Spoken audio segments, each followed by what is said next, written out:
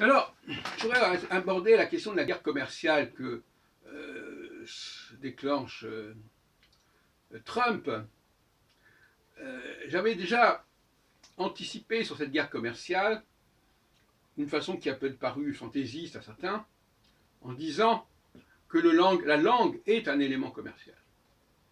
Et par conséquent, le fait de consommer des mots français peut faire l'objet d'une taxation. C'est-à-dire que l'on peut considérer que n'autorise pas l'utilisation des mots français. La France n'autorise pas l'utilisation des mots français sur le territoire américain, par exemple. Alors ça pourrait, si on taxe ça, ça peut aller très très très loin.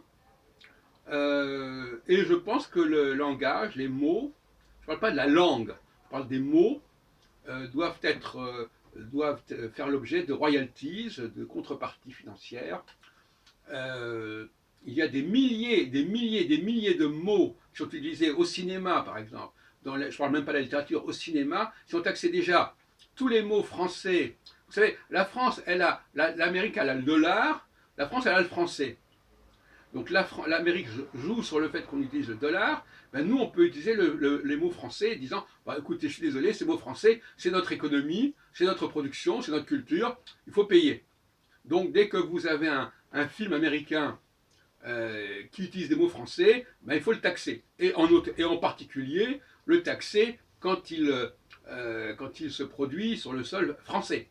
C'est évident. Bon. Donc je pense qu'il y a une guerre linguistique qui va émaner de la guerre commerciale, qui en tout cas va faire partie de cette guerre commerciale.